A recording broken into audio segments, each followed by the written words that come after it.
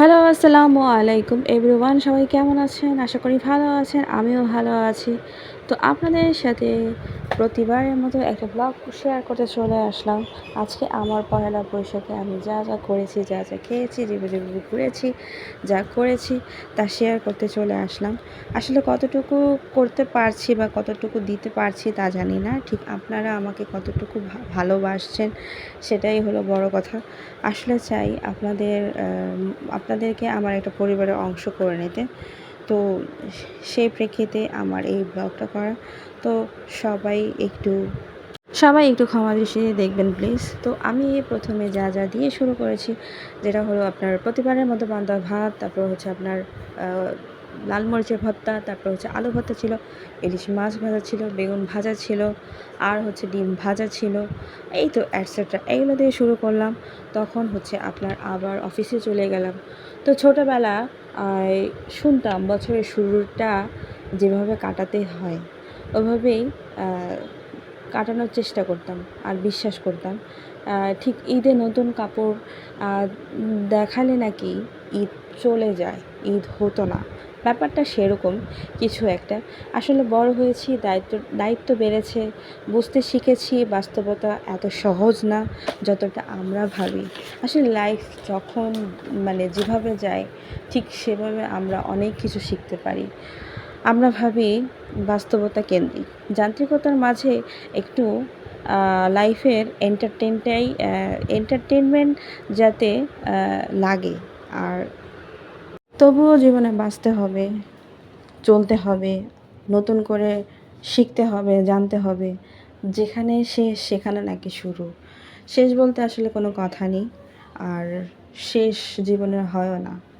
ওই যে বললাম, যেখানে শেষ সেখানে নাকি শুরু। তো অফিস শেষ করে একটু এন্টারটেনমেন্ট করার জন্য আমার ঠিক পাশের এলাকায় ওই সাইডে একটু মেলা হচ্ছিল। এটা হচ্ছে গুলশান ক্লাবের নাকি মেলা। তো ওইখানে এই যে আমি একটু করে ভিডিও করছি, নিচ্ছি, আর একটু হাঁটছিলাম আমার কলিগকে নিয়ে। স্কুল লাইফের কথা মনে পড়ে গেল। ঠিক স্কুল লাইফের সময় ঠিক বান্ধবীদের সাথে, বন্ধুদের সাথে এরকম শাড়ি পরে ঘুরে বেড়াতাম। হ্যাঁ, বৈশাখের মেলাতে যেতাম, তারপর হচ্ছে নাগরদোলায় যেতাম, নাগরদোলায় উঠতাম, বাতাসা খেতাম, হাওয়াই মিঠাই, অ্যাটসেট্রা বিভিন্ন জিনিস খেতাম না, সেই ফিলটা চলে আসলো। এই যে এখানে দেখেন, আবার এই যে টেডি ছিল, টেডিগুলো আমি ভিডিও করলাম। এই যে মানুষগুলো সারাদিন কর্মব্যস্ততার মধ্যে নিজেকে একটু সময় দেওয়ার চেষ্টায় যে একটা ব্যাপার, সেটা ফিল করছিলাম নিজেও, খুব ভালো লাগছিল। আর এই সাইডটাতে কনসার্ট হচ্ছিল, একটু দাঁড়িয়েছিলাম, দাঁড়িয়ে দেখছিলাম কী গান হয়। গান শুনতে ভুলে যাচ্ছিলাম বাসায় যেতে হবে। তো আমার কলিগ বলছিল, চলো বাসায় যেতে হবে। তো আর কি করার, বাসায় তো যেতেই হবে, কারণ না হলে বাসায় আসতে অনেক রাত হয়ে যাবে। আর আমরা যেহেতু মিডল ক্লাস ফ্যামিলির মানুষ, এত রাত করলে চলবে না। তো এই যে বাসার উদ্দেশ্যে রওনা দিলাম ওর সাথে, আর হাঁটছিলাম। আর পথে এই যে ঝালমুড়ি মামাকে দেখলাম। এই ঝালমুড়ি মামার ঝালমুড়িটা এত মজা। তো দুজন ঝালমুড়ি খা খেয়ে নিয়েছি। আর প্রচণ্ড ক্ষুধাও লাগছিল। তো একটু ঝালমুড়ি খেলাম। ঝালমুড়িটা খুব মজা ছিল, তবে একটু ঝাল কম ছিল। তো তারপরে আবার ছোলা খেতে মন চাইলো। ছোলাটা তো অনেক ঝাল দিয়েছি। ঝাল দিয়ে তার উপরে আবার একটু বেরেস্তা দিয়ে দেয়। এই টেস্ট খুব জোস হয়। এত ভালো লাগে, খুব মজা লাগে আমার কাছে। আমার ফ্রেন্ডেরও অনেক মজা লেগেছে। তারপরে দুজন আইসক্রিম খেলাম। আমার আবার আইসক্রিম খুব পছন্দ। তারপরে বাসার উদ্দেশ্যে রওনা দিলাম। এই যে বাসে করে চলে আসছি। আর এই যে দেখেন, আমি খুব ক্লান্ত, সারাদিন কর্মব্যস্ততায় হাঁটাহাঁটির মধ্যে খুবই নিজেকে একটু টায়ার্ড ফিল লাগছিল। মধ্যে এই যে আপনার গাড়ির আশেপাশের ভিডিওগুলো নিচ্ছিলাম। তারপর বাসার সামনে চলে আসলাম। বাসার সামনে এসে দেখি এত সুন্দর লাইটিং করেছে আমাদের বাসায়, খুব সুন্দর লাগছিল। পরে এই যে সিঁড়িতেও উঠে আসছিলাম হাঁটতে। তারপর একটু ভিডিও নিচ্ছিলাম।